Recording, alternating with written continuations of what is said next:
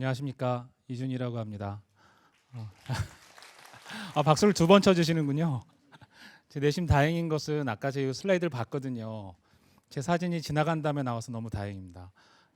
저희 학교에서도 홈페이지에 이 사진을 쓰는데 저희 학생들 사이에 간혹 사진 좀 바꾸면 어떻겠냐는 이야기가 있어요. 근데 아직은 그냥 두는 게 나을 것 같아서 그냥 쓰고 있는데 사진이 나올 때마다 제 얼굴을 제가 좀 보기가 어렵습니다. 저는 오늘 학교에서 3시간 연강을 하고 왔습니다. 아침부터 3과목 오늘 수업이 다 들어있어서 하고 왔는데, 그래서 약간 땀도 많이 흘리고 사실 머리도 훨씬 이쁜데 눌렸어요 막. 근데 용기를 갖고 나온 건, 제가 올 겨울에 저희 딸아이랑 덴마크 여행을 갔다 왔는데 비행기에서 내려서 아이 보고 아빠 머리 되게 이상하지라고 물어봤어요. 그랬더니 저희 딸아이가 아빠만 알아, 그러니까 평소랑 똑같아라고 해서 용기를 얻고 그냥 나왔으니까, 혹시 제 머리가 많이 이상해 보이시거나 아니면 제가 걸어 다니다가 걸려서 뒤뚱 넘어지거나 그래도 좀 양해를 해주셨으면 좋겠습니다. 오늘 제가 말씀드릴 건 노동은 어떻게 권리가 되었는가입니다. 이게 법학자로서는 그렇게 썩 마음에 드는 주제는 아니에요. 왜냐하면 노동 자체가 권리라는 것에 대해서 학계에 학설 대립이 있습니다. 그래서 자고로 법학자라 하면 학설 대립에 대해서 분리를 하고, 그리고 어느 학설인가를 내가 취하겠다 이렇게 접근하는 게 법학 방법론이라고 한다면, 이 노동이 어떻게 권리가 되었는가라는 질문은 그렇게 썩 마음에 들지 않을 수도 있어요. 왜냐하면 노동 자체가 권리가 아니라고 생각하시는 분들도 있기 때문에. 그래서 이 주제를 여러분께 어떻게 전달을 해드려야 될까, 그런 고민들을 했습니다. 그래서 고민을 하다가, 좋아, 노동법 전공자니까 나는 노동에 대해서 설명을 해야 되겠다라고 했어요. 그런데 이 노동은 또 우리 근로기준법에는 어떻게 정리가 돼 있냐면, 육체노동과 정신노동을 말한다 이렇게 정의가 돼 있어요. 참 쓸데없는 정의죠, 여러분. 노동법이라는 아주 중후하고 엄격한 법전에 노동은 무엇인가에 대해서 정신노동과 육체노동이라고 정의가 돼 있는 거는 하나마나하다. 그래서 저도 이 노동에 대해서 이야기를 하자면 아주 재미없는 얘기를 몇 시간 할 수 있겠지만, 이거는 또 맞는 게 아닌 것 같다라고 생각해서, 그러면 권리를 설명할까라고 했어요.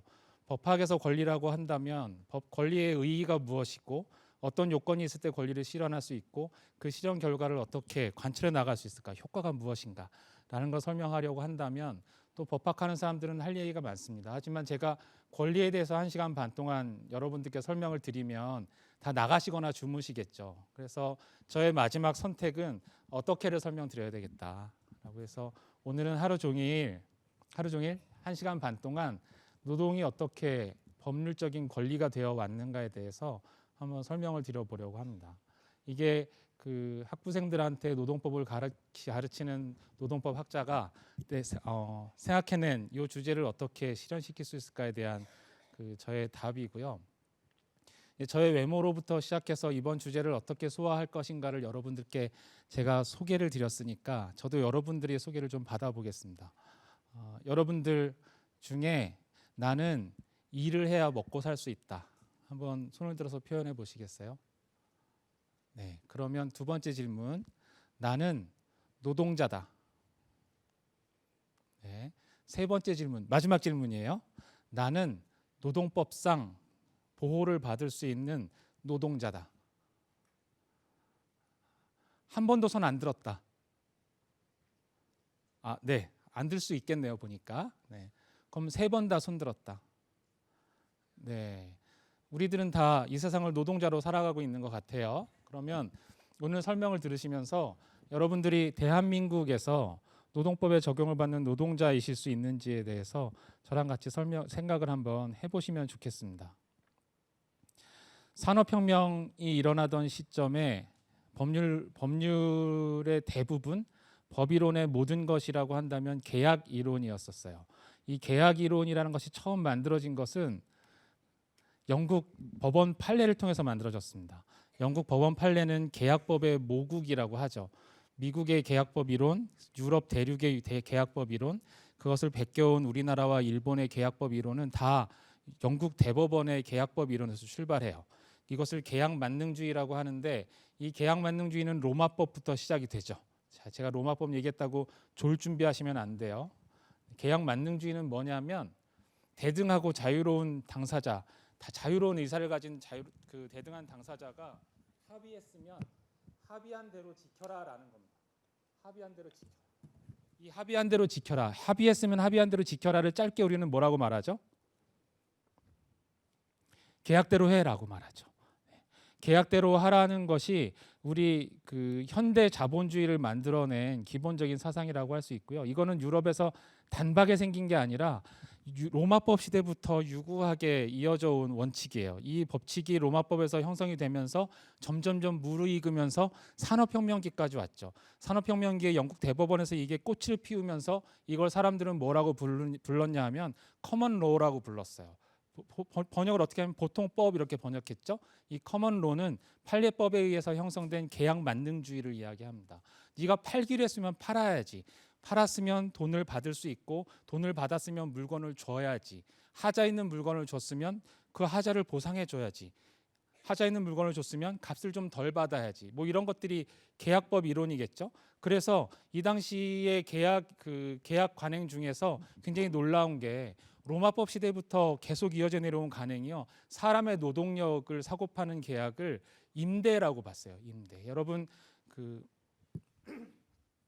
주택임대차보호법이 민법의 특별법인데 주택만 임대하는 게 아니고요. 노동력도 임대를 한다고 봐서 사람의 노동력을 사고 파는 계약에 대해서 임대차 계약에 관한 규정들을 적용을 했습니다. 이게 로마법의 전통이었고요. 단지 파는 물건이 물건이냐 아니면 집이냐 나의 노동력이냐만 차이가 있는 거지 나의 노동력을 팔기로 했으면 그냥 그걸로 되는 거야 라는 계약 만능주의가 산업혁명기까지 왔고 산업혁명기의 자본가들이 노동자들을 동원해서 일을 시킬 때 계약 만능주의에 따라서 월 얼마 줄 테니까 너의 노동력을 나한테 제공해라고 해서 계약을 사는 방법으로 노동력에 대한 거래가 이루어졌습니다. 이 노동력에 대한 거래를 규정한 법이 민법이죠. 네, 여러분들 민법은 아실 거예요. 주택임대차보호법이나 상가임대차보호법 같은 것들 다 민법의 특별법으로 되어 있고 오늘날의 노동법도 민법의 특별법으로 보는 시각이 일반적이에요. 이 민법은 사고 파는 거래 계약 그걸로 된 거예요. 팔았으면 산 사람이 마음대로 할 수 있는 거죠. 네. 나의 노동력도 누가 샀으면 그대로 마음대로 할 수 있는 거예요. 너무 간명하고요. 내가 그 노동력에 대한 품질을 이야기해요. 내가 노동력을 제공하기로 했을 때 나의 노동력의 품질은 중등 정도의 품질이어야 돼요. 최상급이에요 하고 돈을 많이 받았으면 최상급의 노동력을 제공해야 되는데 그만한 노동력을 제공하지 못하면 위약금을 물어야 돼요. 너무 계약적이죠. 물건을 사고 파는 거랑 너무 똑같아요. 이게 민법의 원칙이고요. 이 계약의 원칙은 현재도 무너지지 않고 있어요. 1764년 무슨 일이 있었죠? 휴대폰 검색 안 하고 네? 좀 더 구체적으로 맞추신 걸로 하고 제가 책 하나 드릴게요. 이거는요. 박수를 치시는군요. 네, 책을 하나 드리겠습니다.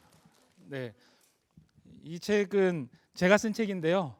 악성 재고가 넘쳐서 출판사에서 저한테 넘겼어요. 그래가지고 제가 굉장히 많이 갖고 있는데 그래도 저는 나름 애착 있는 책이니까 네, 오늘 제가 드리는 말씀의 일부분도 그 안에 들어 있어요. 1764년은 제임스 와트가 증기기관을 실용화해서 본격적으로 공장에서 쓰이기 시작한 해예요. 산업혁명의 시점이라고 보통 불리는 해죠. 이 1764년에 한 가족이 있어요. 저희 광운대학교 학생들은요, 이 네 가족의 이름 중에서 3명의 이름을 알고 있죠. 왜냐하면 제가 수업 시간에 외우라고 강요하거든요. 여러분들은 다음 수업 시간이 없으니까 외우시진 않아도 되는데 이번 수업이 끝나기 전까지는 좀 봐주시면 좋을 것 같아요. 먼저 여기서 리자가 있어요. 리자는 원래 풀네임은 엘리자베스겠죠. 엘리자베스인데 이 당시에 굉장히 고귀한 이름이에요. 왜냐하면 이들의 여왕의 이름이 엘리자베스이기 때문에 여왕처럼 고귀하게 살으라는 그 마음으로 아빠 엄마가 리자라는 이름을 붙여줬겠죠. 리자는요 39세예요. 1700년대 후반에 39세 아주머니였었어요. 이분의 조상은 소위 농노라고 불리는 그 장원에서 영주의 논밭에서 밀농사를 짓던 농노였었어요. 네. 농노는 거주 이전의 자유가 없이 영주에 예속되어서 농사를 짓던 사람을 말하죠. 그런데 어느 날 인클로저 무브먼트라는 것이 영국을 휩쓸게 됐어요. 인클로저 무브먼트는 그 방적기계가 발전하면서 목화 재배나 양 사육하는 일이 더 돈이 많이 된다, 이런 인식이 퍼지면서 영주들이 포도밭 밀밭을 밀어내고 거기에 울타리를 쳐서 양을 기르고 목화밭을 만들던 시기의 그 농지 수용 움직임을 인클로저 무브먼트라고 부르는데, 그것 때문에 일가족이 몇 대를 거쳐서 농사를 짓고 살던 분들이 쫓겨났어요. 쫓겨나게 되면 어떻게 살죠? 뭐 어떻게 살아요? 돌아다녀야지. 그래서 돌아다니기 시작했어요. 이 돌아다니는 사람들을 우리말로 불황자라고 불러요. 이 시기의 역사를 기술한 책들을 번역한 우리나라 책들에는 불황자라고 번역이 돼 있어요. 이 불황자들은 어떻게 돌아다니냐 하면 처음에는 혼자서 돌아다녔겠죠. 엄마 아빠랑 돌아다니거나. 그런데 쓸쓸하니까 몇몇이 모였겠죠. 나중에는 수백 명까지 모이게 돼요. 군대 다녀오신 분들 길거리 행군해 보셨나요? 행군하는 것처럼 쭉 서서 옮겨가요. 어디로 옮겨가냐 하면요, 먹을 것이 있는 곳으로 옮겨가죠. 이분들은 그냥 놔두면 도적대가 돼요. 산적이 되거나 아니면 길거리에서 패싸움을 하거나 질병을 옮기거나 해서 도시 하나를 그냥 쑥대밭을 만들 수 있는 분들이에요. 그러니까 도시에서 새로 발전하기 시작한 도시의 시장들은 어떻게 하냐면, 이분들이 저 멀리에 불황자들이 보이면 그분들을 수용해요. 수용한 다음에 일단 채찍으로 흠씬 때리죠. 왜 때릴까요? 때려야 고분고분해지니까. 흠씬 때린 다음에 그 다음에 물을 막 뿌려요. 군대 훈련소에서 옛날에 목욕해 보신 분, 물을 막 뿌려요. 그 다음에 이분들을 한 방에 가두죠. 가두고 한 2, 3일 밀죽을 먹여요. 배를 불리게. 그러니까 씻고 먹이는 거죠. 그 다음에 한 2, 3일 먹여주고 나서 풀어줘요. 우리말에 다시는 오지 마라고 하는 거죠. 그럼 이 사람들은 먹고 나서 다시 이동을 해요. 또 때리고 물 뿌리고 먹을 걸 줄 수 있는 도시로 옮겨가는 거죠. 계속 옮겨 다녀요.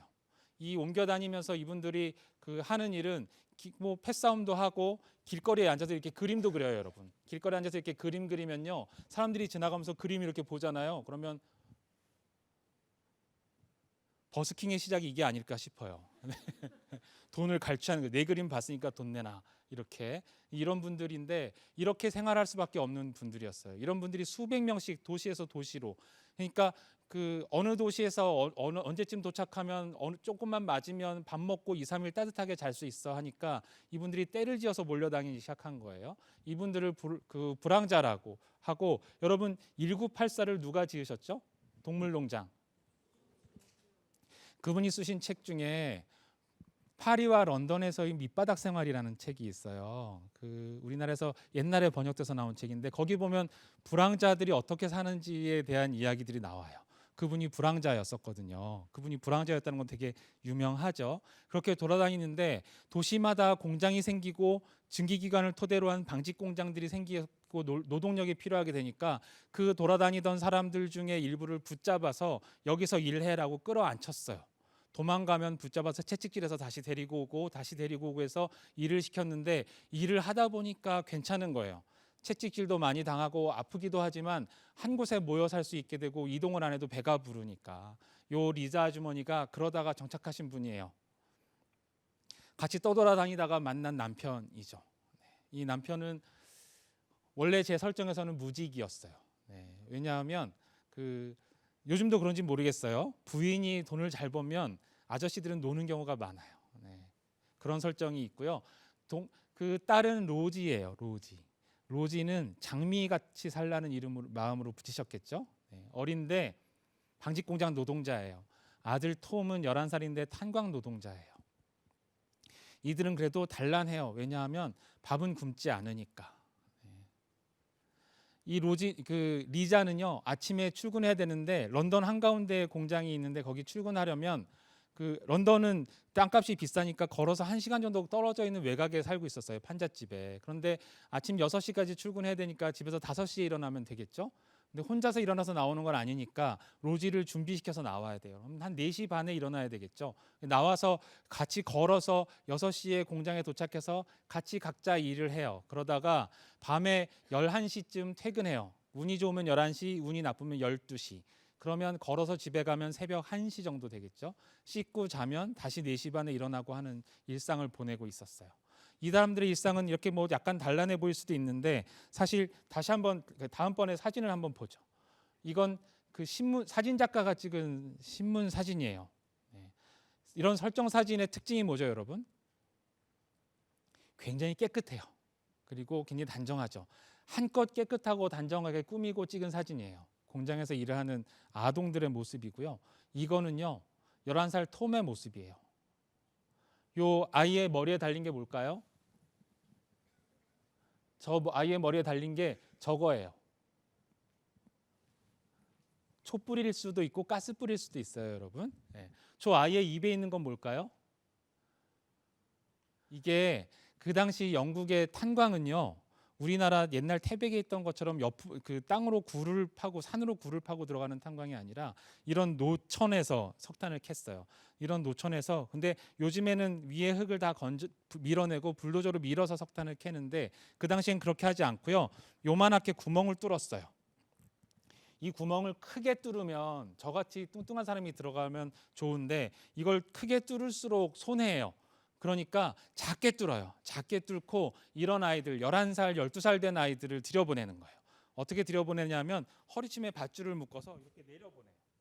내려보내고 다시 끌어올리고, 그 다음에 아이들 밥 먹을 때가 되면 그 밧줄에 바구니를 달아서 거기에 물하고 빵을 담아서 병째에 내려보내면 밑에서 아이가 먹고, 그리고 툭툭 당기면 끌어올라가고, 목말라요 하면 또 물 내려보내고, 그렇게 하기를 아침 7시에 들어가서 밤 10시까지 그 구멍 속에 있는 거죠. 이런 아이들을 이렇게 끌어올려야 되는 거예요. 이게 11살 톰의 생활이었어요. 로지의 생활은요, 로지의 생활은 좀 이따 말씀드릴게요. 네. 이게 로지의 생활과 리자 아주머니의 생활의 일 단면이었을 것 같아요.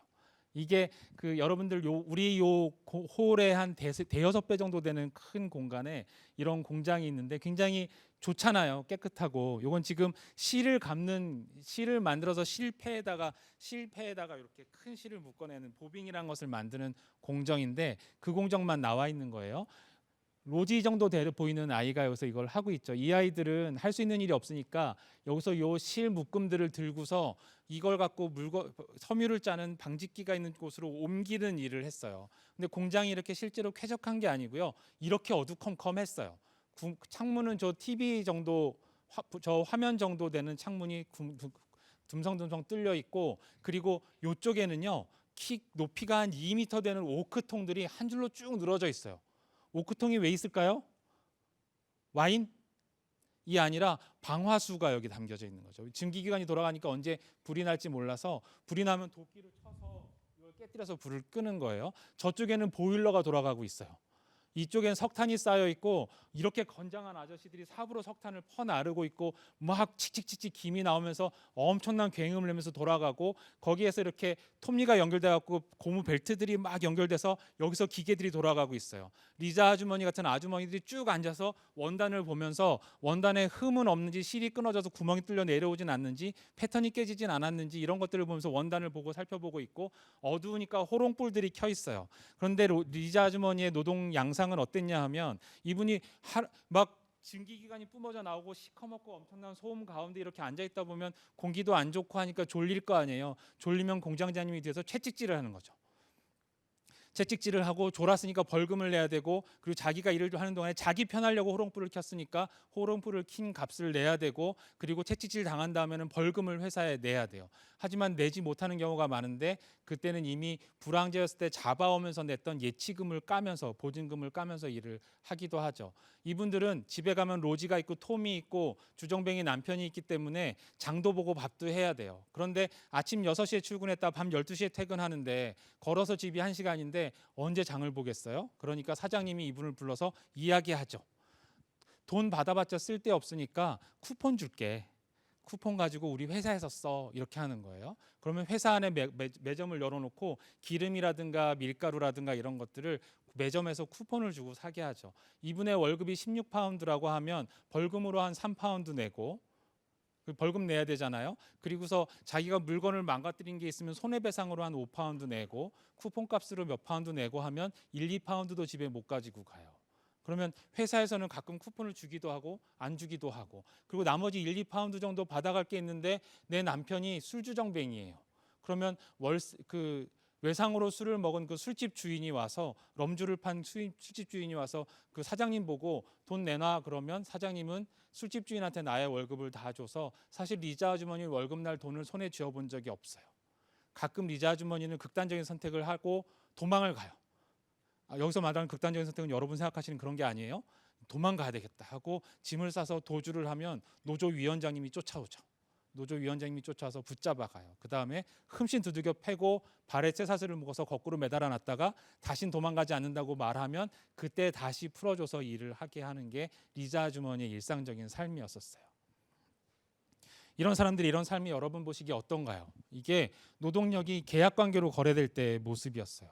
나의 노동력을 한 달에 16파운드에 팔았으니까 내 노동력을 소유한 사람이 나의 노동력을 마음대로 처분하도록 맡겨놓고 그 노동력을 행사하는 주체, 노동력을 담고 있는 기계에 불과하죠. 내 몸을 기계처럼 다루면서 내 몸에서 자기가 산 노동력의 가치를 최대한 뽑아내는 거예요. 내 몸에서.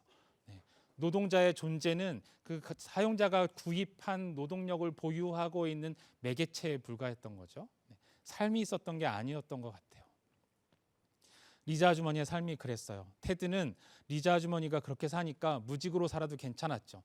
회사에서 쿠폰으로 사오든 뭐하든 부인이 채찍질을 당하고 이틀 동안 거꾸로 매달려 있든 어땠든 자기는 집에 오면 먹을 게 있고 하니까 그냥 술 먹고 그러고 지냈던 것 같아요. 이렇게 영국 사회가 이렇게 흘러갈 때 영국 사회에 한 문제가 생겨요.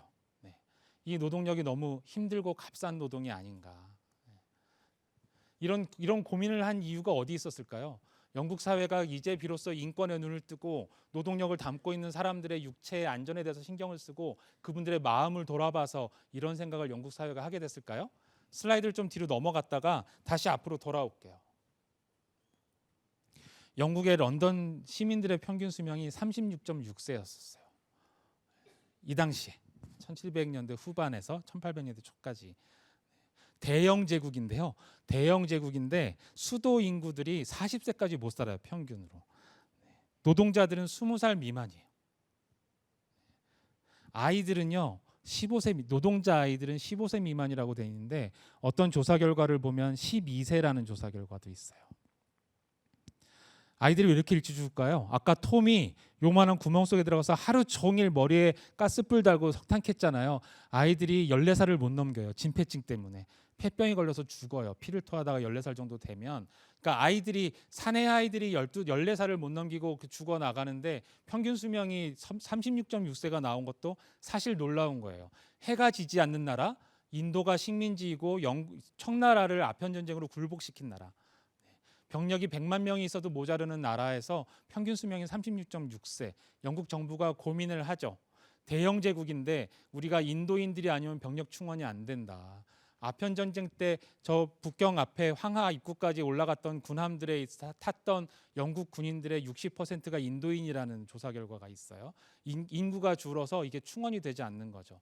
영국 정부는 자기들 국민들의 아픈 삶이나 그들의 인생이 어떻게 흘러갈까에 대한 고민이 아니라 병력 충원이 안 돼, 오래 못 사니까 생산이 안 돼, 이런 고민을 하기 시작한 거예요. 그래서 이 문제가 어디에 있는지 찾기 위해서 그 당시에 아직 지방 조직이 완비되어 있지 않았기 때문에 순회 판사들을 지방에 보내죠. 그래서 평균 수명이 이렇게 짧은 이유를 좀 밝혀내라. 그 다음에 법률 전문가인 당신들이 대안을 제시하면 우리가 입법을 해주마. 이렇게 이야기해서 의회의 의결에 따라서 순회 판사들을 지방에 보냈는데 지방에 돌아다니면서 그 순회 판사 한 명이 기록을 남겨요. 놀랍게도 그 수기가 우리나라에도 번역이 돼 있어요. 이렇게 봤더니 순회 판사님이 이렇게 갔죠. 가서 그 공장에 들어가서 보니까 남루한 여자아이들이 쭉 이렇게 서 있어요. 공장장님 보고 인터뷰하게 데리고 오라고 했겠죠. 이렇게 서 있는데 그 중에 한 명을 보니까 그 중에 한 명이 이렇게 생겼어요. 왜 이렇게 생겼냐면 쇄골이 부러지고 여기가 함몰돼가지고 눈이 잘 안 떠지고 쇄골이 부러진 채로 뼈가 붙다 보니까 이렇게 몸의 균형이 무너져갖고 이러고 있는 거예요. 그래서 그 아이를 보고 얘 너 이름이 뭐야? 물어보니까 저 로지예요. 여러분 로지 아시죠? 저 로지예요. 이렇게 대답해요. 너 왜 이렇게 됐는데? 왜 이렇게 됐어? 그러니까 내가 파들파들 떨면서 대답을 못하죠. 왜 대답을 못할까요, 여러분? 파들파들 떨면서. 공장장이 저쪽에서 보고 있어요. 그러니까 순회 판사님이 부들부들 떠는 아이를 데리고 공장장 저리 가라고 하고 밖으로 데리고 나와서 너 왜 이렇게 됐는데, 로지 너 왜 이렇게 됐니? 라고 물어보니까 제가 잘못해서 공장장님한테 맞았어요, 이렇게 대답해요. 어떻게 맞았니? 라고 물어보니까 실제 그랬는지 잘 모르겠어요. 근데 기록되어 있는 것만 보면 공장장님이 제 다리에 쇠사슬을 묶어서 저를 돌려서 물통에 치셨어요. 여러분들이 생각하는 그 모양일까요? 오크통 있다고 말씀드린 거 생각나세요? 치면 13살, 12살 먹은 여자아이를 그렇게 후려치면 여기 다 부러져도 이상하지 않겠죠. 다 부러진 이 상처가 나을 시간이 있었을까요? 없어요. 엄마가 퇴근을 해야 병원에 데리고 가지. 그냥 이 상태로 몸이 굳는 거죠. 이렇게 있다가 상처가 덧나기라도 하면 죽는 거죠. 지금처럼 깨끗하지 않은 시대니까 상처가 덧나서 며칠 후에 그 로지는 죽겠죠. 순회 판사가 보고 어떤 마음이 들었을까요? 그 순회 판사님은 공부를 잘한 귀족집 후손이었을 거예요. 네. 그 아이를 보고 남긴 기록 이런 말이 있어요. 신이 존재하는가? 신이 있다면 이 아이는 왜 이런 삶을 살아야 하는가? 하나님이 계시다면 왜 한 인생이 이렇게 끝나야 되는가? 네. 그런 아주 근본적인 질문을 그 사람이 기록으로 남겨요.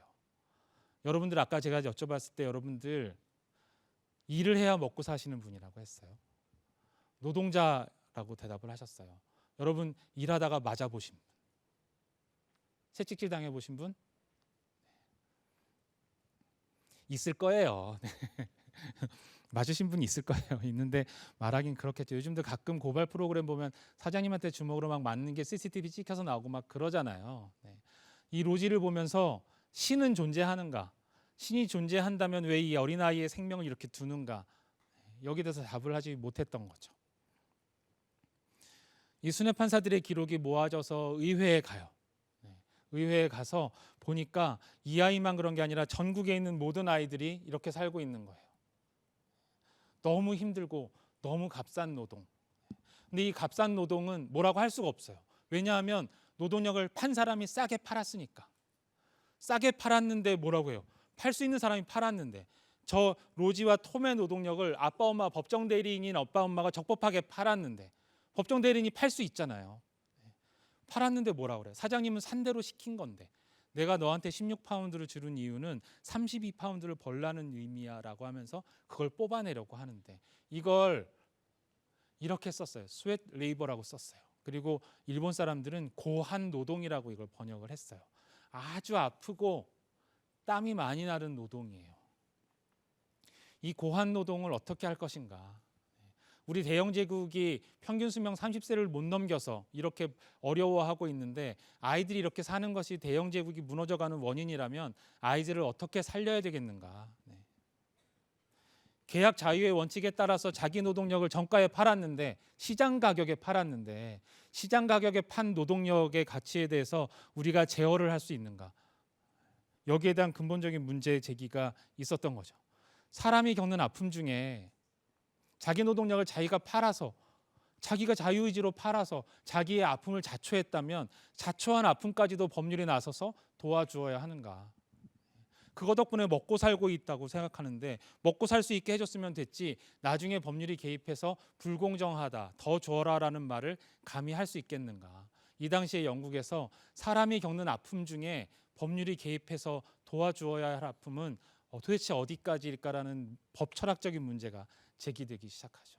자기 의지로 자기 노동력을 판 사람에게 그것을 산 사람으로부터 더 많이 받아내라고, 노동력을 살 때는 어떻게 해야 한다는 것을 계약 외적으로 법률로 외부에서 규율할 수 있을 것인가, 여기에 대한 문제가 제기되기 시작하고 이 문제에 대한 답을 찾기 이전에 굉장히 오랜 논쟁이 벌어집니다. 계약자의 원칙은 절대 원칙이에요. 여기에 법률이 개입한다, 당사자 간의 처분의 자유가 있는 데에서 그것을 정가를 주고 산 사람의 권리 행사를 법률로 제한한다? 이게 가능한 것인가? 이게 법률이 할 수 있는 것인가? 이런 논의가 계속 이루어지다가 어떤 결단이 이루어지죠. 1802년도에 영국에서 아동노동보호법이라는 게 만들어집니다. 일본에서는 이걸 공장법이라고 번역을 했어요. 어떤 내용이 저기 있냐면요, 한 달에 하루 쉬게 해줘라. 왜냐하면 교회 가야 되니까. 법전에 교회 가야 되니까라고 써 있는지 궁금하신가요? 교회 가면 교회 가야 되니까라고 써 있어요. 12시간 이상 일 시키지 말아라, 하루에. 여러분 주 52시간제 하에서 소정근로 시간 40시간, 연장근로 주당 12시간이 요즘 우리의 상식인데 하루에 12시간 이상 일 시키지 마라, 이렇게 돼 있어요. 하루에 12시간 이상 일 시키지 말라는 노동법이 지켜졌을까요? 1800년대에 하루에 12시간 이상 일 시키지 말라는 법률이 만들어졌음에도 불구하고 그 이후로도 아동들은 14시간, 16시간씩을 일을 했고요. 한 달에 하루는 쉬어라. 유급도 아니에요. 무급으로 쉬게 해줘라라고 했지만 한 달에 하루 쉬는 애들은 아주 선택된 아이들만 쉴 수 있었어요. 이게 영국의 공장법이에요. 1811년도에 가니까 못 살겠다라고 해서 여러 저항운동이 일어나는데 러다이트 기계 파괴 운동이라는 게 일어나요. 여러분, 러다이트 기계 파괴 운동 들어보신 분 많이 들어보셨네요. 러다이트 기계 파괴 운동에 대해서 제가 지금 설명드릴 건데 여러분들이 알고 계시는 상식과 같은지 한번 생각해 보세요. 비교해 보세요.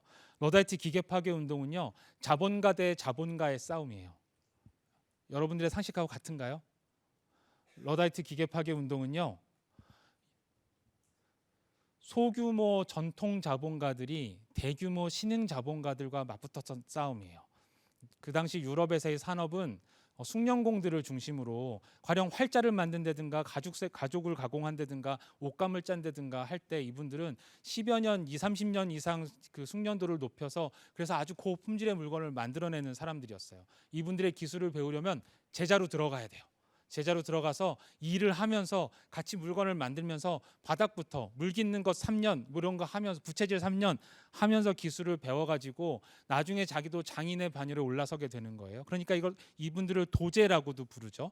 이 도제들은 숙련도를 익혀가면서 일을 하고 장인들은 도제들을 많이 모아서 작은 공장처럼 운영하면서 기술을 가르치면서 물건을 만들어서 파는 것을 주업으로 하는 소규모 중소 수공업자들이었었어요. 이분들이 수십 년 동안 기능을 익혀서 좋은 활자를, 좋은 가죽 제품을, 좋은 모직물을 만들어 왔는데 증기기관이 생겨서 공장이 만들어지니까 불황자들, 숙련공도 아니고 불황자들을 데려다가 석탄 넣고 기계만 돌리면 더 고품질의 균일한 품질의 물건들이 쏟아져 나오는 거예요. 못 살겠죠. 그래서 그 당시에 동종 수공업자들의 모임인 길드라는 게 있었어요. 이 길드하면 요즘 그 학생들은 게임 속의 길드를 생각하는 분들이 있는데 이 길드가 만들어져 있었는데 이 길드들이 모여서 경쟁 사업체를 불태워버리자, 공장을 없애야 우리가 산다라는 움직임이 생기고 이 소규모 자영업자들이 동종 자영업자들이 모여서 가령 모직물을 만들던 숙련공들이라면 자기 도제들을 데리고 밤에 공장을 습격해서 증기기관으로 막 이런 섬유를 찍어내는 공장을 무너뜨리고 불태워버리고 없애버리는 거죠. 그리고서 그 자리에 양피지에 러다이트라고 쓴 것을 칼로 이렇게 찍어놓고 벽에 찍어놓고 갔어요. 일찜에 아시는 분, 웃으시는 분은 저랑 동년배. 우리나라의 조선시대 일찜회라는 의적이 있었어요. 탐관오리를 벌주고 관할을 불지르고 거기에 매화 표창을 꽂아놓고 가서 일찜회라고 불렀죠. 그런데 일지매와 비슷하게 러다이트라고 붙여놓고 간 거예요. 그러니까 사람들이 러다이트를 두려워했어요. 특히 막 증기기관 공장을 만든 사람들이 이 러다이트를 두려워했죠. 왜냐하면 공장이 무너지면 지금이야 후딱 짓지만 그때만 해도 공장 하나 짓고 다시 보일러 올리고 증기기관 만들고 하는 데에는 특허료도 비쌌지만 돈이 너무 많이 들어서 1년, 2년의 시간이 걸렸어요. 그러면 1년, 2년 동안 우리 공장이 납품을 못하면 다른 우리 거래처가 기다려줄까요? 그냥 거래처로 옮겨야 되겠죠. 옮기면 우리가 공장을 완공하면 그 거래처 사장님이 돌아올까요? 안 돌아와요. 그죠? 안 돌아오겠죠. 그러니까 우리 공장이 불타면 끝이에요. 우리 집에 가산을 영지를 다 팔아서 공장을 지었는데 이 공장이 날아가면 그냥 우리 집안이 몰락하는 거예요. 이 사장님들은 어떻게 해야 될까요? 네? 경비를 세워야 되겠죠. 네. 누가 경비를 세운다고 대답을 하셨죠? 아, 감사합니다. 네. 정답이었으면 드렸을 텐데 일단 답변해 주신 게 너무 감사하고요.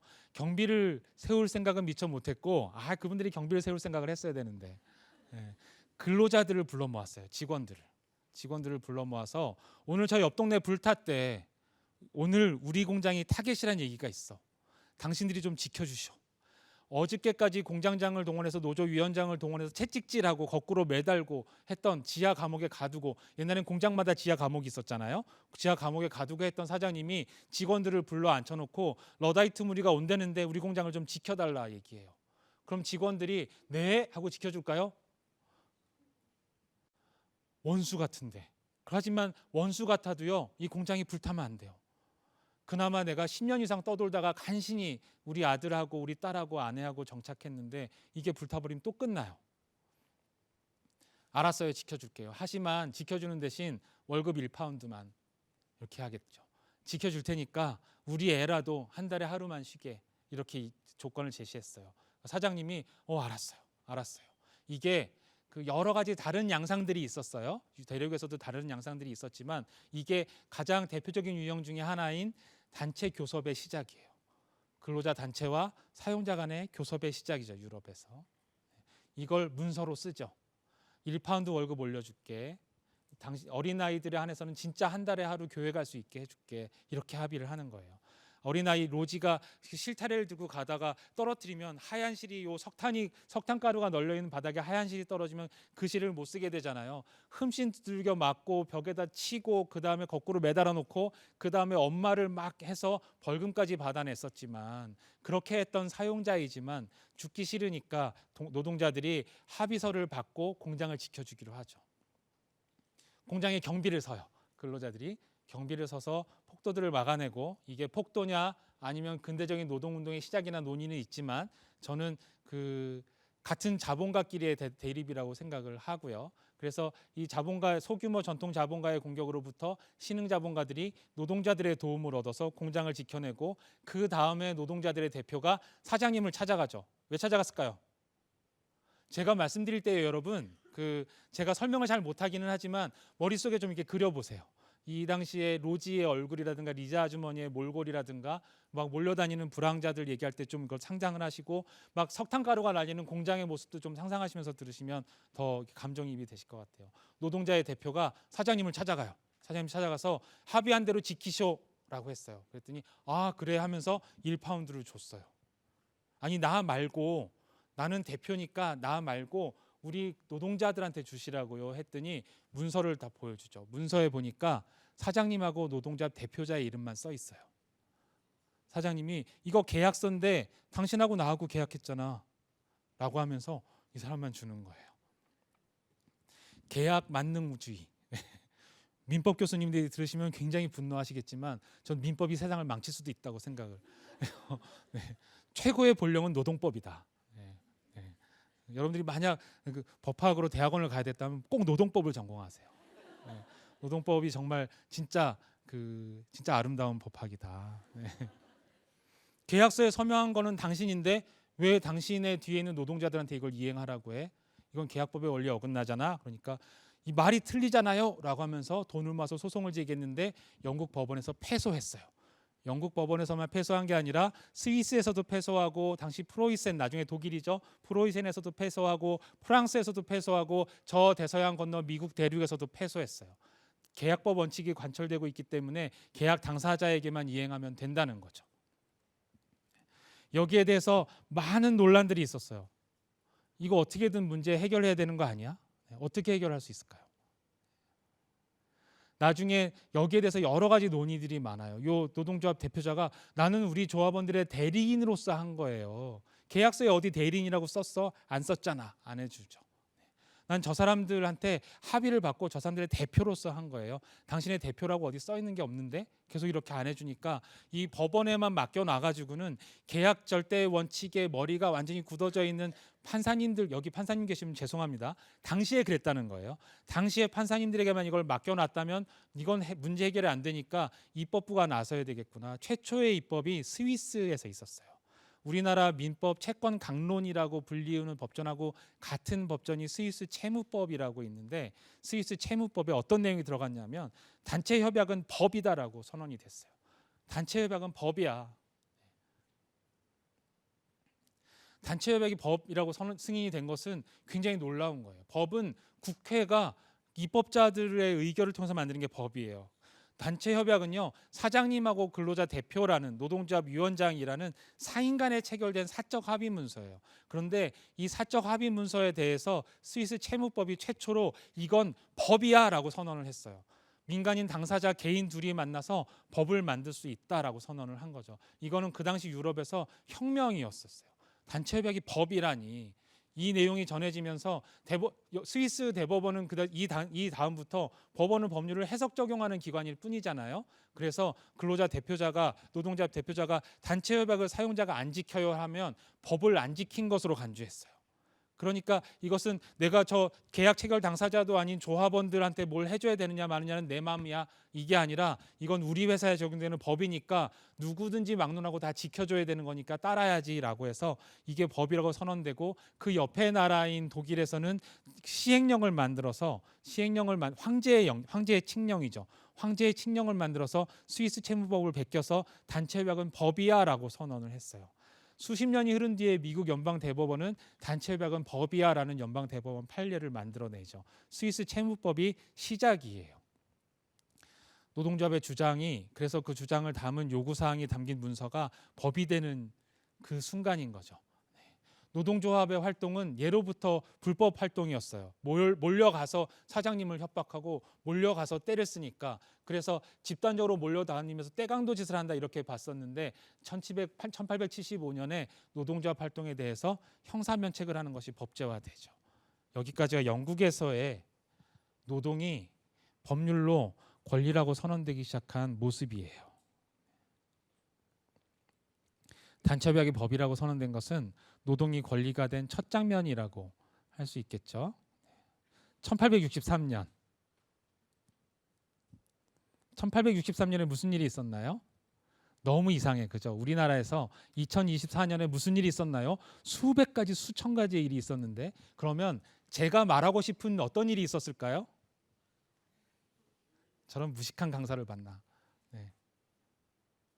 어떤 일이 있었을까요? 무대를 미국으로 옮기려고 해요.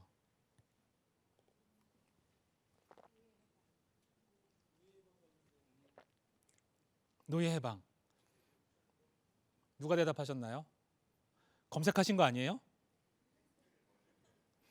텍스트를 읽으셨어요. 텍스트를 많이 읽으셨겠지만 그래도 정답이니까 하나 드려야 되겠다. 네. 네, 감사합니다. 그래서 그 공부하려면 예습을 해야 돼요. 네. 그런데 예습을 하셨는데 이걸 보고서 답하는 건 좀 그렇잖아라고 해서 답을 못 하신 분이 계실 텐데, 그냥 제가 책을 조금 갖고 왔으니까 이렇게 답을 잘해 주실 줄 알았으면 어차피 팔리지도 않는 재고인데 좀 많이 갖고 올 걸 그랬어요. 1863년에 미국에서 대륙횡단 철도를 놓게 되죠. 아까 노예 해방 말씀해 주셨는데요. 노예 해방을 이뤄낸 링컨 대통령이 우리 북부가 어떻게 이겼을까 보니까 철강 산업이었었어요. 그 남부군 군대가 말 타고 슬슬 다닐 동안에 우리는 기차 타고 다녔거든요. 그래서 우리나라가 미국이 유럽처럼 산업혁명을 성공시키려면, 그리고 전 국토를 균형 있게 발전시키려면 철도를 놔야 되겠다. 왜냐하면 그 석탄을 이용해서 제철업을 하는 것이 산업혁명의 총하였었거든요. 그래서 이때부터 미국식 산업혁명을 성공시키기 위해서 철강 소비를 늘려야 된다는 그런 요구와 맞물려서 대륙횡단 철도를 놓아야 되겠다라고 생각을 해요. 이걸 미국 대륙이라고 본다면 저 뉴욕에서 시작해서 이렇게 와요. 이쪽 캘리포니아주에 시작해서 가운데로 와요. 그래서 저기서 만나는 거예요. 저 만나는 행사가 6년 뒤인가 일어나죠. 1863년에는 이거 착공을 하게 되는데, 이게 저 동쪽에서는요 아일랜드 이민자들이 주 노동자 구성 계층이었었어요. 이 서쪽은요 중국인들이었어요. 중국인들이 주 노동력 공급원이었고, 그래서 철도 공사를 시작하는데 미국에서 후진국이잖아요. 후진국에서 철도 공사를 시작하려니까 돈이 없어요. 그래서 철도 공사 좀 해봐, 지원해 줄게라고 했더니 나서는 회사가 없는 거예요. 그래서 조건을 내세우죠. 공사비 줄게, 성급으로 줄게. 공사비로 안 되겠어? 그러면 철도를 놓을 때 이 철로 오른쪽에 400야드 땅을 줄게, 이렇게 해요. 400야드면 한 120 몇 미터 정도 돼요. 그런데 잘 나서지 않아요. 그래서 좀 있다가 800야드 줄게 라고 해서 철도를 기준으로 철도를 바라보고 이렇게 어느 쪽이 왼쪽인지 오른쪽이 헷갈리잖아요. 철도 가는 방향을 보고 오른쪽으로 250m의 땅을 그냥 나눠줘 버려요. 철도 회사들이 그 땅 부자가 되는 거죠. 어느 나라든지 재벌이 되는 과정은 비슷한 것 같아요. 근데 미국에서도 철도 이쪽에 약 250m의 땅을 불화받고 그 처음에 자재비 같은 것들 다 받고 노동자 공급까지 정부가 도와주기로 하고 철도 공사가 시작이 돼요. 철도 공사가 시작이 되니까 많은 노동자들이 몰리죠. 아일랜드인 중국인들이 중심이 돼서 몰리는데 이 사람들은 이 당시에 부인들은 다 예전에는 방직 공장에서 일을 했었어요. 자기들도. 근데 돈이 된다고 하니까 부인들과 아이들까지 데리고 뛰어들었어요. 근데 공사를 하다 보니까 이게 저쪽에서 이쪽까지 우리나라 그 한반도 길이의 몇 배가 되는데 가는 데마다 토양이 다르고 기후가 다르고 계절이 다를 거 아니에요. 이쪽 공사가 끝나면 또 저쪽으로 가서 마을을 이루고 살아요. 그리고 또 저쪽 가서 마을을 이루고 살고 몇 개월마다 자기들의 거주지를 판잣집으로 옮겨가면서 살고 있는데 이때 사장님들은 가는 데마다 여러분 머릿속에 한번 그려보세요. 저는 미국을 뭐 안 가봐서 모르는데요. 초원 위에 하얀 나무 저택 이것들을 짓고 사장님들은 사시거나 아니면 철로가 만들어져 가니까 그 철로 위에 호텔급의 시설을 갖춘 객차를 갖다 놓고 거기서 사장님은 사세요. 근데 계절이 바뀌고 눈보라가 불고 그러는데 월급은 계약 자유의 원칙. 내가 오면서 약속한 월급을 분명히 받고 있기는 하지만 아이들은 맨날 굶주려요. 아이들이 아프면 데리고 갈 병원도 없고요. 아이들을 길러야 되는데 알파벳을 가르쳐 줄 만한 학교도 없는 거예요. 부인들은 아이들을 데리고 근근히 먹고 사는데 철도 공사하는 현장에서 여자들이 할 수 있는 일이 많지 않아요. 남성 우월주의의 노동시장이 만들어지면서 여성들은 거의 허드렛 일을 하게 되고 아이들은 글도 못 배우고 다시 빈민으로 전락하는 악순환이 여기서 벌어지죠. 요 잠깐 앞으로 넘어갔는데 다시 강연을 앞으로 넘기면요. 미국에서의 아까 리자 가족과 비슷한 가족이에요. 윌은 철도공사 노동자고요. 베티는 전에는 봉제공이었지만 지금은 무직이에요. 도로시 저희 작은 딸이 들으면 깜짝 놀랄까 봐 제가 도로시라고 했는데 많은 우리 책에는 도로시 이렇게 얘기하죠. 현 무직이에요. 예전에는 실타래를 나르는 일을 했었어요. 밥은요 무직이지만 아빠를 따라가서 허드렛 일을 하고 있어요. 이게 이 당시 그 철도 공사를 따라다니는 미국 중산층 가정의 일반적인 모습이에요.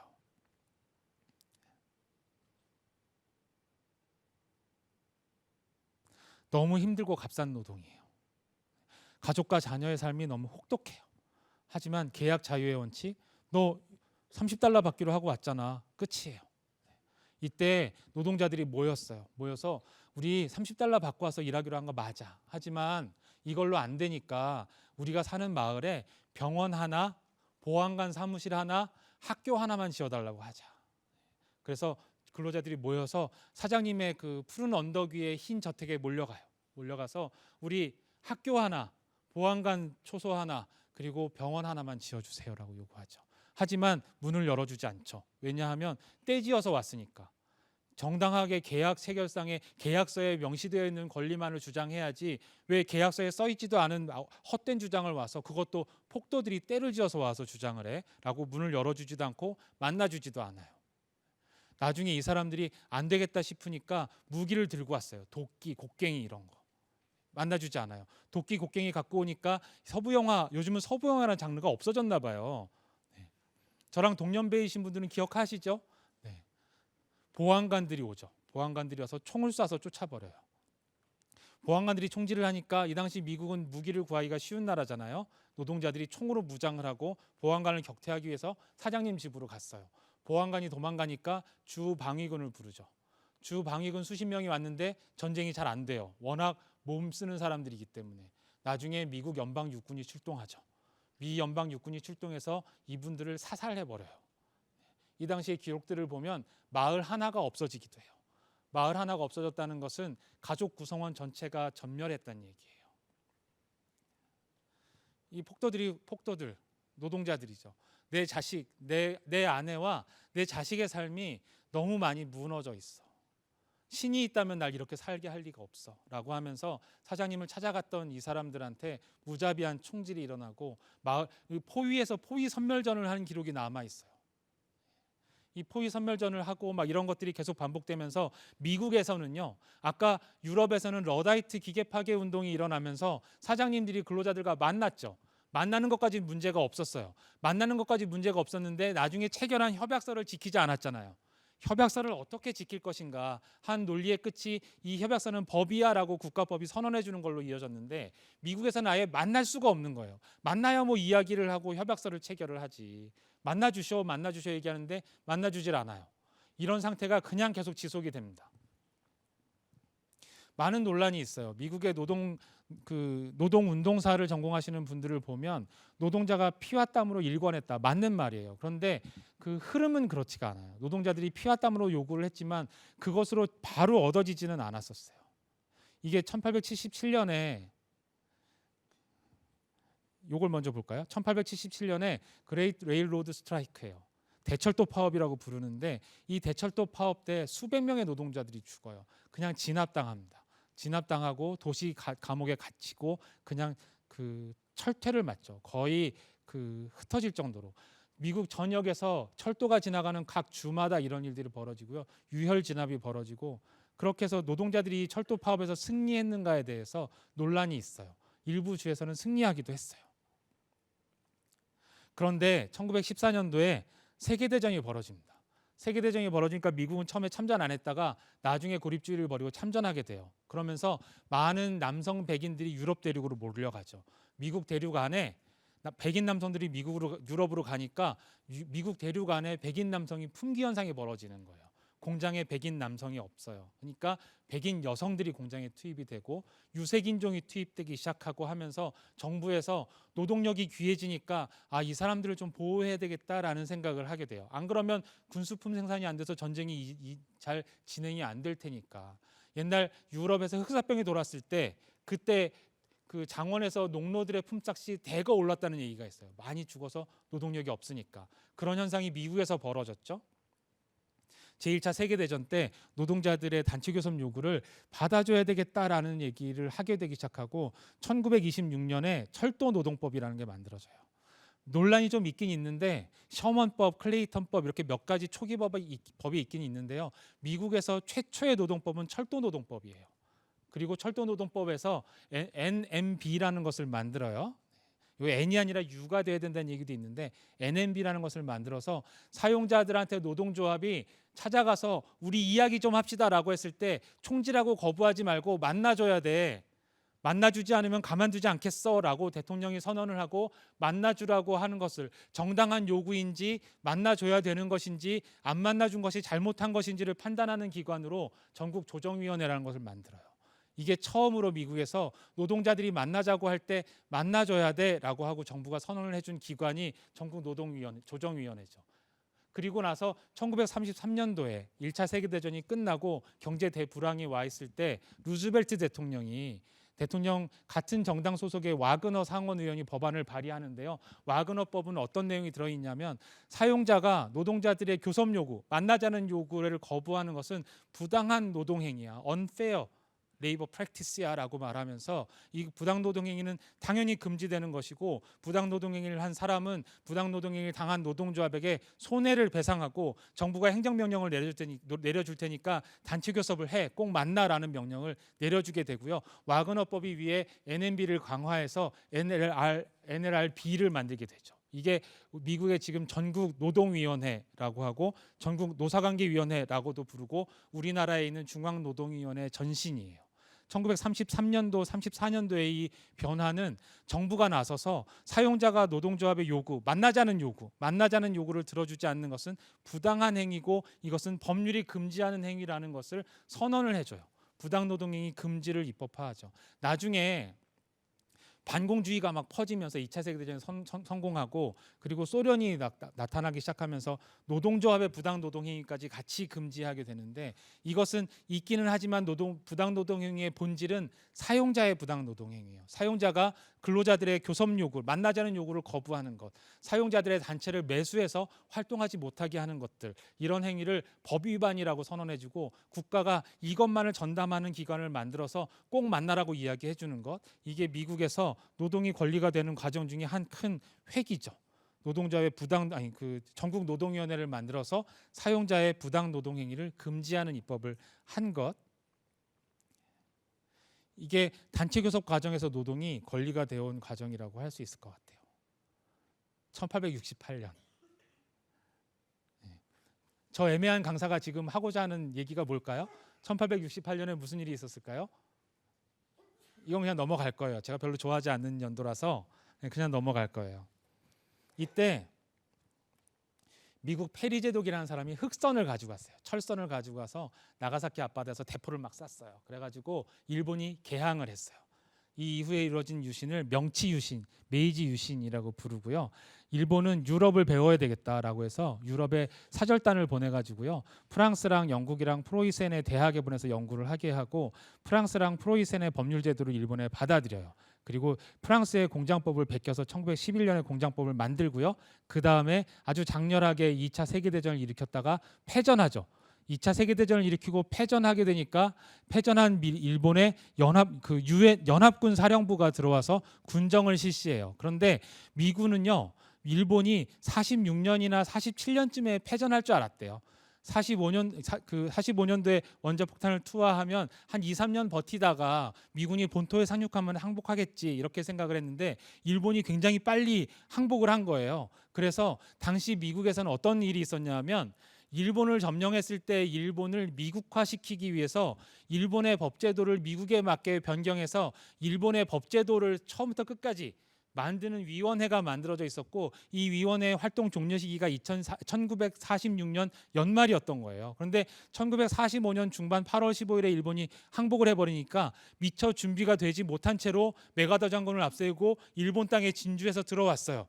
그럴 때 그때 미국에서는요, 일본에 적용할 노동조합법은 이미 만들어 놓은 상태였어요. 그런데 일본에 적용할 노동기준법, 근로기준법은 아직 못 만들고 있었던 거예요. 그래서 오자마자 일본에 적용할 노동조합법을 번역하라고 시켜서 일본 노동조합법을 만들고 그 다음에 그 근로기준법은 아직 미처 못 만들었으니까 너희가 알아서 만들어라고 해서 몇 년 후에 일본 근로기준법이 만들어져서 1945년도에 노동조합법이 만들어지고 47년도에 노동기준법이 만들어져요. 여기까지만 그냥 생각하죠. 왜냐하면 남이 나라 얘기니까 여기까지만 하시고 1910년으로 넘어오죠. 이때 무슨 일이 있었나요? 네? 목소리 큰 사람이 이기는 거예요. 네? 아, 맞았어요. 1910년에 많은 일이 있었겠죠. 하지만 제가 생각한 일은 그 일이었었어요. 별로 기뻐하지 않으실 수도 있을 것 같은데. 네, 감사합니다. 네. 혹시 위에 계신 분들은 왜 아무 말씀 안 하시나요? 안 주겠지 싶을지 몰라도 제가 가져다 드릴 수도 있는데 1910년에 우리나라가 일본 땅이 됐죠. 우리나라는요, 일본인 기업가와 조선인 노동자의 대립 구도가 만들어졌어요. 당시 일본에서는 우리나라에 근대적인 노동제도를 이식했다고 말하지만 사실 그렇지는 않아요. 일본 본토에도 치안유지법밖에 없고 노동조합법이 시행이 안 됐는데 하물며 반도에 식민지의 노동법을 적용했겠어요? 일본 본토는 물론이고 그 대만, 만주, 우리나라 다 치안유지법만 적용했죠. 이 치안유지법이 시간이 지나면서 해방 이후에 우리 국가보안법으로 이어지죠. 왜 치안유지법이 적용됐냐면요, 1923년에 조선노동총동맹이 만들어지고 원산 총파업을 비롯해서 많은 파업이 벌어지는데 이 파업의 양상이 식민지 국민들의 제국에 대한 저항의 양상을 띄었던 거예요. 그리고 많은 경우에는 상해 임시정부와랑 연결이 돼가지고 상해 임시정부에 조합비를 모아서 보내든가 상해 임시정부의 연통제 말단기관으로 노동조합들이 기능을 하면서 일제는 노동조합을 그 반일운동을 하는 조직과 동일시했던 거죠. 그래서 우리나라 노동조합에는 치안유지법이 적용이 됐었어요. 혹시 여러분 주변에서 한반도에 일본이 근대노동법을 적용했어라고 말씀하시는 분이 있으시면 그분 보고 증거를 달라고 하시거나 인연을 끊으시거나. 네, 왜냐하면 거짓말하는 사람하고 같이 지내면 안 좋잖아요. 네. 이때 우리나라에 법은 적용되지 않았는데 대륙식의 아까 일본이 유럽에 가서 프로이센하고 프랑스의 노동법을 배웠다고 그랬잖아요. 그 법제도가 대학을 통해서 우리나라에 들어오게 돼요. 그때 법과대학이 있었던 경성제국대학 법과하고 보성전문법학과의 노동법 교수들이 있어서 그 유럽의 노동법 이론들이 우리나라에 번역돼서 소개되기 시작하죠. 우리나라는 미국의 제도는 모르고 유럽의 제도만 알고 있는 그런 나라였었어요. 그러다가 일본이 망하고 돌아가게 되죠. 일본이 망하고 돌아가게 되고 우리나라에서는 적산기업을 물려받은 당시 일본의 공장에서 일하던 사람들이 일본 제도를 그대로 배워서 공장을 운영하고 있었어요. 그러다가 1953년 오늘 저 책 4권 갖고 왔거든요. 마지막 1953년 원했던 답이 네. 네, 감사합니다. 그 작년에 노동법 제정 70주년 행사가 굉장히 크게 벌어졌어요. 여러분들 아무도 모르시죠? 크게 벌어졌던 거. 예, 저희 업계의 일이라. 그리고 올해는요. 노동위원회가 뭐 하는 곳이냐면 여러분들이 부당한 해고를 당하거나 부당한 징계를 당하거나 여러분이 소속된 노동조합을 사용자가 매수하려고 하거나 단체교섭을 거부할 때 그게 부당하다고 선언해주고 구제명령을 내려주는 단체 조직이 노동위원회인데요. 올해가 중앙노동위원회 활동 70주년 되는 해였어요. 그래서 저희 업계에서는 아주 큰 행사들이 많이 있었죠. 네, 아무도 몰라. 너무 크게 했는데도 아무도 모르더라고요. 이 1953년도에 우리나라는요. 아직 6.25 전쟁이 끝나지 않은 상황이었어요. 아직 6.25 전쟁이 안 끝났는데 그 전해에 그 건국의 아버지께서 발췌 개헌을 하면서 대통령 선거를 부정선거를 하신 거예요. 이 건국의 아버지의 치세는 대부분이 저랑 정견이 다르신 분은 여러분 생각이 맞아요. 네. 저는 제 생각을 이야기할게요. 이분의 재임 기간에 있었던 투표들은 대부분이 부정선거 논란에 휩싸여 있어요. 증거는 그렇게 뭐 너무 오랜 시간이 지났지만 저는 대부분 진짜 부정선거라고 믿고 있고요. 1953년도에 그 아버지께서는 작년에 자기가 저지른 그 부정선거 때문에 내년 선거에 질 거라는 두려움에 휩싸여 있었어요. 그래가지고 사람들을 불러 모으죠. 그래서 이거 어떻게 해야 될까? 이미 부정선거라고 하는데 내년에도 부정선거를 좀 해야 되는데 어떻게 하지? 네. 그때 사람들이 그렇게 얘기하죠. 선거에서 이기려면 노동계의 환심을 얻어야 되는데 그걸 어떻게 얻을 수 있는지 대한노총 위원장을 한번 만나봅시다 라고 하죠. 그래서 건국의 아버지께서 대한노총 위원장한테 사람을 보내요. 그래서 대한노총은 지금의 한국노총이에요. 여기 한국노총 분이 계신다면 저를 용서해 주세요. 그런데 시작이 그랬을 뿐이지 지금의 한국노총은 아주 당당한 노동조합이에요. 시작이 그랬다는 거예요. 대한노총 위원장이 뭐라고 말하냐면 노동법을 만드세요. 노동법을 만들면 노동자들이 반가워하지 않을까? 그러면 그걸 명분으로 우리가 도와드릴게요 라고 하죠. 노동법을 어떻게 뚝딱 만들까요? 그래서 그 당시 부산에 서울대학교 막 이런 학교들이 다 피난 와 있었잖아요. 그래서 그 당시엔 노동부는 없었고요. 사회부 노동국 국장을 불러서 노동법 다음 달까지 만들어 이렇게 했어요. 역시 사람이 패기가 있어야 돼요. 그죠? 노동법 다음 달까지 만들어. 그러니까 막 고민을 하다가 서울대학교 노동법 교수님을 찾아가요. 이게 여기 학설 대립이 있어요. 왜냐하면 그때 부산에 있던 서울대학교 노동법 교수님이 사회부 노동국 국장이 밤에 나를 찾아와서 여관방으로 가서 내가 일본 노동법을 번역해줬다라는 수기를 쓰셨어요. 그런데 그 당시 부산에 피난 와 있던 고려대학교 노동법 교수님이 노동부 사회국 국장이 날 찾아와서 내가 여관방에 가서 내가 노동법을 번역해줬다 이렇게 썼어요. 그래서 각자 나중에 돌아가실 때까지 싸우셨어요. 나야 싸우셨는데 사회부 노동국 국장님이 쓴 기록을 보면요. 2분을 모셔서 썼다. 네. 그런데 그 수준이 어느 정도 수준이냐 하면 구글 번역기나 파파고 돌린 것보다 더 못한 수준이에요. 일본 노동기준법, 일본 노동조합법, 일본 노동쟁이 조정법 갖다 놓고 그냥 베꼈어요. 베끼고 그분들은 그 박사님들은 일본어로 박사 논문 썼을 거 아니에요. 그리고 노동국 국장님은 일본어로 고등고시 붙은 분일 거 아니에요. 그러니까 세 분의 일본어 석학이 모여서 일본법을 그냥 번역을 한 거죠. 국회에 제출이 됐어요. 그게 그냥 통과됐으면 우리나라가 대한민국이 아니죠. 근데 국회의원들이 여러분 지금 국회의원들보다 그때 국회의원들은요 더 엄격하게 했어요. 그때 국회법에 보면 어떻게 돼 있었냐면 삼독회를 해야 한다 하니까 진짜 삼독회를 했어요. 삼독회는 축조심사라고 부르는데요. 국회의원들이 다 몰려 앉아서 한 글자 한 글자 읽으면서 이건 왜 그런데? 이건 뭔데? 라고 하면서 따지면서 3번 읽는 게 삼독회예요. 이걸 3번 거치면서 당시에 정진한 의원, 전진한이라는 그 의원님들이나 이런 분들의 활약으로 이상한 것들이 많이 고쳐졌어요. 그래서 거의 일본법 번역이긴 하지만 그래도 많이 괜찮은 법이 53년도에 만들어지죠. 53년도에 그 법이 만들어지고 54년도에 제3대 민의원 선거에서 부정선거를 통해서 자유당이 승리를 하죠. 이게 1953년도에 우리나라에서 있었던 일이에요. 아주 가슴 아프고 이상한 일이죠. 이상한 일인데 이때 우리나라에서는요, 근로기준법이 만들어져요. 퇴직금을 받을 권리가 53년도에 규정이 돼요. 하루에 8시간 일해야 된다는 게 이때 들어가요. 연차 휴가, 휴게 시간 4시간이라면 30분, 8시간이라면 1시간을 근로시간 중간에 줘서 쉬게 해야 돼. 이런 내용들이 이때 들어가죠. 일주일에 하루 유급 주휴를 줘야 돼. 이런 내용이 근로기준법에 들어갑니다. 일을 하는 사람들의 권리를 보장하는 최초의 우리나라 성문법이 안타깝게 외국법을 베꼈지만 이때 만들어진 거예요. 여기에 노동조합법이 만들어지죠. 노동조합법이 만들어지면서 의도치 않게 메가더가 일본에 심었던 노동위원회 제도, 그게 일본에 심었던 노동위원회 제도를 별 생각이 있었는지 없었는지 지금 알 수 없지만 베끼면서 우리나라의 노동위원회 제도가 만들어졌어요. 노동위원회가 우리나라랑 일본이랑 미국이랑 영국이랑 호주 정도밖에 없어요.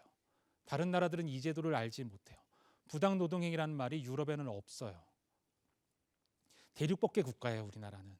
예, 법학 통론 시간에 그 말 들으신 분이 계실 거예요. 그런데 완전한 미국식의 부당노동행위 제도가 우연인지 아닌지 노조법을 통번역하면서 우리나라에 들어와서 1954년도에 우리나라의 노동위원회가 문을 열어서 부당노동행위를 선언해 주기 시작해요. 노동자비 사용자한테 단체 교섭을 요구했을 때 사용자가 그것을 거부하면 그건 불법이야라는 선언을 54년도에 대한민국에서 해주기 시작해요. 이게 우리나라에서 노동조합의 권리, 그 행동이 권리로 선언되는 장면이죠. 이게 53년도에 있었던 그 일이고 굉장히 이상한 일인데 저는 이 53년도의 일이 어떻게 보면 우리한테는 전화위복이다 이런 생각을 해요.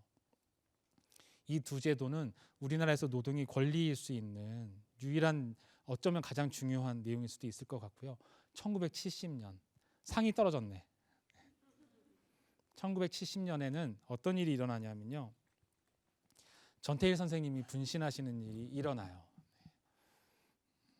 군사정권이 영거푸 집권하면서 군부 독재가 강화되기 시작하고 노동조합 활동은 정권이랑 자본에 영합해가지고 이게 과연 노동조합일 수 있는가까지 무너지게 되죠. 이게 1987년, 97년 뭐 이렇게 가고 지금 97년도에 민주노총이 합법화된 것은 굉장히 뭐라고 한마디로 평가하기 어려운 굉장히 미묘한 일이에요. 이 미묘한 일을 설명드리면 오늘 10시까지 가야 되기 때문에 이게 요 미묘한 일이 궁금하시면 나중에 한 번 더 불러주세요. 그때 와서 설명을 드릴게요. 네, 이건 넘어가기로 하고 이 전태일 씨의 이름을 제가 전면에 써놓은 이유는 법률이 어떤 일을 권리라고 우리한테 선언을 해줬어요. 그러면 되는 걸까요?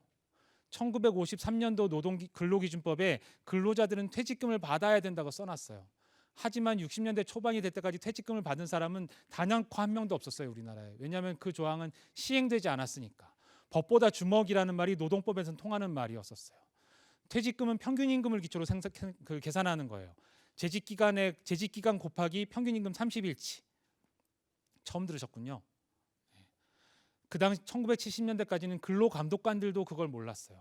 노동부 공무원들도 통상임금, 평균임금을 구별하지 못했었어요. 법보다 주먹. 이때 그 권리는 법률로 선언이 됐지만 우리나라 국민 어느 누구도 근로기준법이나 노동조합법을 권리로서 나의 권리로 행사하는 사람이 없었던 거예요. 전태일 선생님께서 분신을 하면서 외쳤죠. 법률에 규정된 이 권리를 나한테 적용해달라. 이게 몸에 불까지 붙이면서 요구해야 들어줄 수 있는 일인가요? 자기 생명을 버려가면서 해야 들어줄 수 있는 일인가요? 성문법 국가에서 법률에 명시가 돼 있는데 안 해주는 게 당연하고 해달라고 몸에 불을 붙여도 저놈 미친 거 아니야? 하고 넘어가는 게 그게 정상적인 국가인가요? 우리나라는 1970년대까지 그런 나라였었어요. 군부 정권이 재집권하면서 야 이거 너무 불만이 많은데 근기법에 있는 퇴직금 요거 적용 좀 해줘라고 해서 퇴직금이 적용되기 시작한 나라예요. 우리나라는 서류상으로는 법률상으로는 노동이 권리가 됐지만 97년도가 지날 때까지는 사실은 노동이 권리가 아니었던 나라예요. 1987년도 헌법을 보죠. 근로자는 근로조건의 향상을 위하여 자주적인 단결권, 단체 교섭권 및 단체 행동권을 가진다. 권자마다 제가 빨간 칠을 해놨어요. 우리 헌법이 저것을 권리라고 선언해요. 밑에는 뭐라고 돼 있죠? 모든 국민은 근로의 권리를 가진다. 일을 할 수 있는 게 권리라고 선언된 나라에 우리는 살고 있어요. 여러분들 중에 많은 수가 나는 일을 해야 먹고 산다고 하셨어요. 일을 해야 먹고 사는 사람들 모두가 근로자인가요? 우리나라는 일단 성문 1987년도 헌법 그리고 거기에 따라서 만들어진 근로기준법과 노동조합법을 통해서 노동은 집단적인 권리이든 개인적인 권리이든 권리가 다 선언이 됐고요. 이렇게 완벽하게 선언된 나라도 사실 많지 않아요. 네. 많지 않지만 우리나라는 어쨌든 이게 권리로 선언된 나라예요. 그래서 좋구나. 그래서 좋구나. 했는데 근로자는 누구인가? 근로자는 직업의 종류와 관계없이 임금을 목적으로 사업 또는 사업장에 근로를 제공하는 사람을 얘기해요. 여기서 보면 직업의 종류와 관계없대요. 어떤 일을 해도 상관없어요. 그런데 사업이나 사업장에 가서 일을 해야 돼요. 이게 맨 처음 공장법이 프랑스 공장법이 일본 공장법의 시효고 거기에 미국에서 만든 어떤 이론들이 들어가긴 했지만 미국이 미처 손쓰기 전에 일본 근로기준법이 만들어질 수밖에 없었고 그게 우리나라에 번역이 됐죠.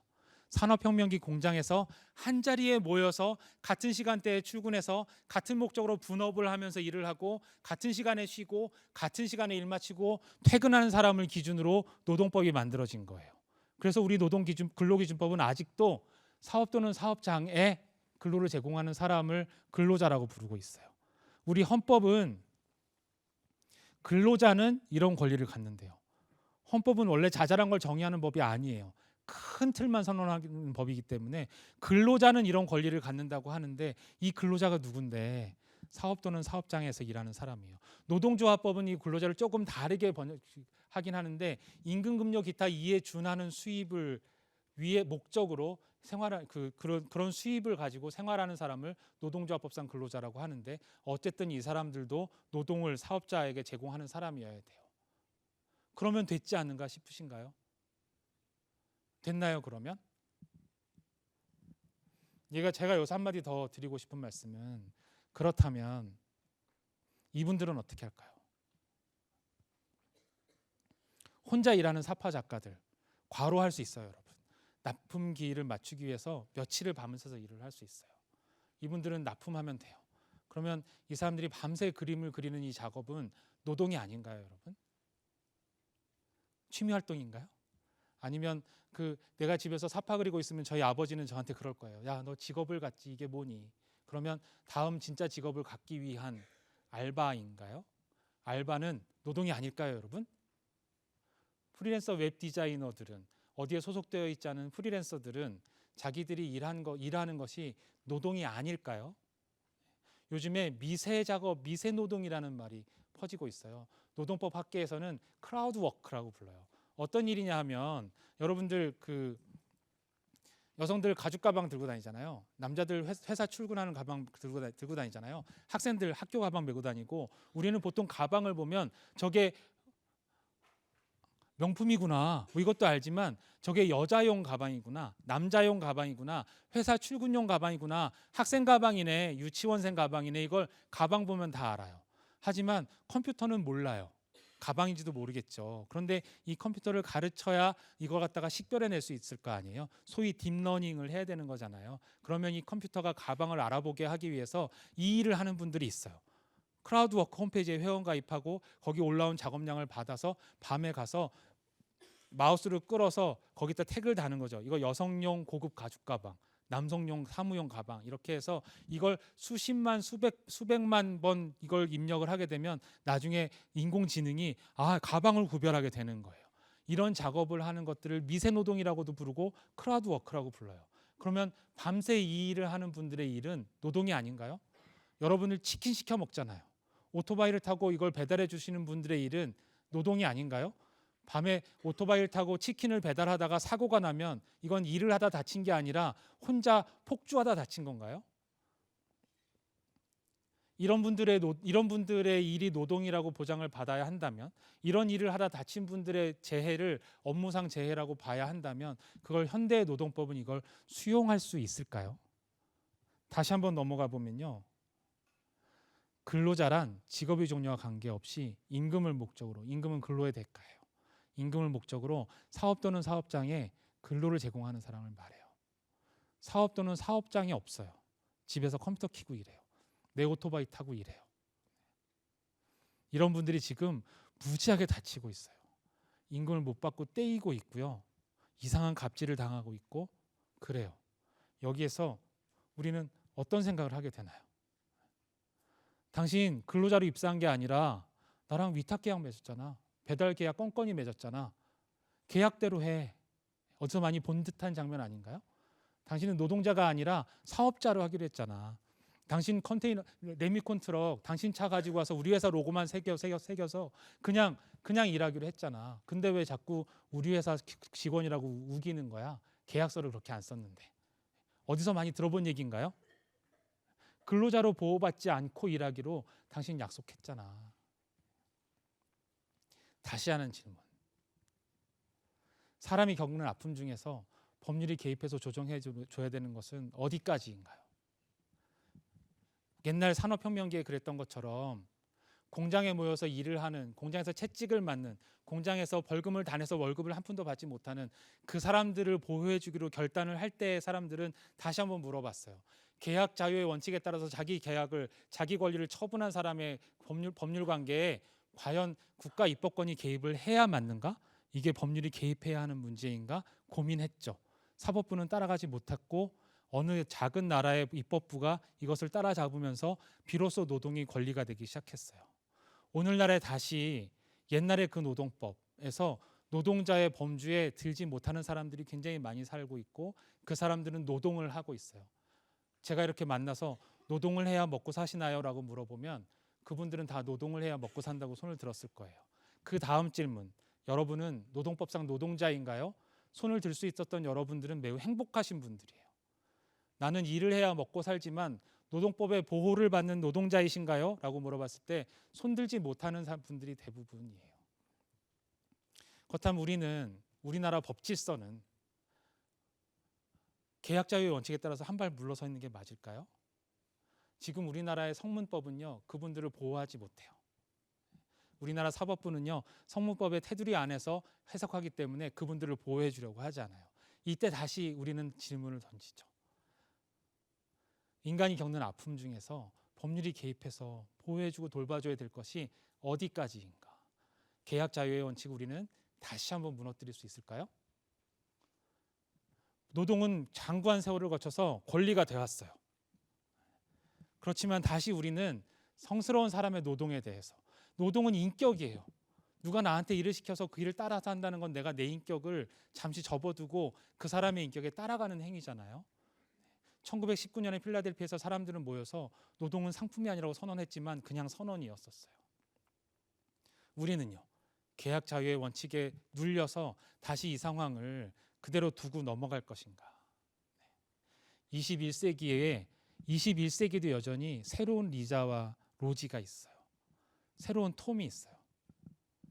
그러면 리자와 로지와 톰이 있다면 순회재판관이 다시 나타나야 되지 않을까요?